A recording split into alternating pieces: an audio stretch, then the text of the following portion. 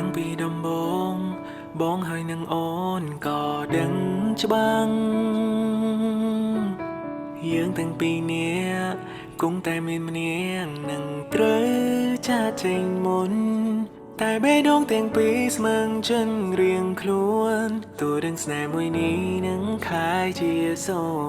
ន្យគ្រប់ពេលស្នាមញញឹមបងនឹងអូនបងកំតឹងភ្នែកមិនហ៊ានបញ្ជាស្នេហ៍យើងដូចលាក់ព្រោះបញ្ហាមិនមានចេតនាថានឹងដឹកដៃគ្នាដល់អនាគតតែបេះដូងទាំងពីរមិនអាចខ្វះគ្នាព្យាយាមឈប់យ៉ាងណាមិនអាចបានងងមានតែទ្រាំរួកំដរក្តីសងរយៈពេលខ្លីតាំងពីថ្ងៃដែលយើងជួបគ្នាយើងលាមองពេលវេលាឲ្យគ្នាស្ទើរតែរាល់ថ្ងៃស្នាមញញឹមដល់មានថ្ងៃដែលយើងទាំងពីរកាន់គ្នាយ៉ាងជាប់ប្រហែលមិនសោះពេលមិនយូរទេហើយដោយពួកយើងទាំងទ្វេគំតែនឹងត្រូវរមកជារឿងរហូតយើងនឹងលែងមានសិទ្ធជួបមកគ្នាមិនដឹងថាថ្ងៃនេះឬក៏ថ្ងៃណានឹងជាថ្ងៃចុងក្រោយដែលរៀបរាប់ជាសង្សារខ្លាយទៅជាអ្នកដទៃផ្សេងគ្នាសន្យាកុំយំណាត្រូវរឹងមាំណាជីវ៉ាមុនពេលយើងត្រូវជួបគ្រួសារបងក៏មិនតន់ទៅដល់គ្នាដល់ជួបគូ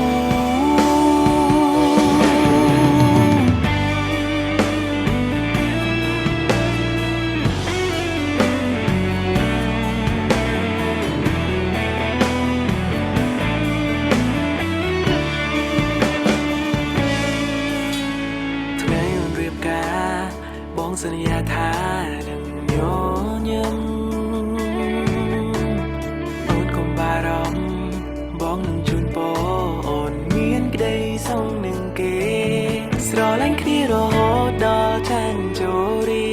ថ្ងៃក្រោយបងក៏នឹងត្រូវមានគូដែរអរគុណដែលក្បែរមួយពេលខ្លីតែមានន័យកន្លងចាំតាំងពីថ្ងៃដែលយើងជួបគ្នាយើងលាមองពេលវេលាឲ្យគ្នាស្ទើរតែរាល់ថ្ងៃ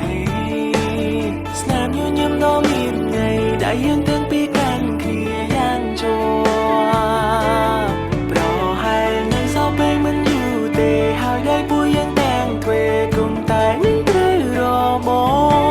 កជារឿងរហូតយើងនឹងលែងមានសិទ្ធជួបមកគ្នាអូននឹងបងមិនដឹងថាថ្ងៃនេះឬក៏ថ្ងៃណានឹងជាថ្ងៃចុងក្រោយដែលរៀបរាប់ជាសង្សារខ្លាយទៅជាអ្នកដទៃផ្សេងគ្នាសន្យាកុំយំណាត្រូវរឹងមាំណាជីវ៉ាមុនពេលយើងត្រូវជួបគ្រួសារបងក៏មិនតន់ទៅណានឹងគុំដល់គ្នាដល់ជួបគូត្រូវសប្បាយចិត្តណាពេលដែលគ្នារៀបរាប់លែងได้គ្នាហើយនឹងមិនត្រូវនឹងគ្នាទៀនឡើយបងកាត់បេះដូងមកចោលមួយចំហៀងហើយដើម្បីងាកមើល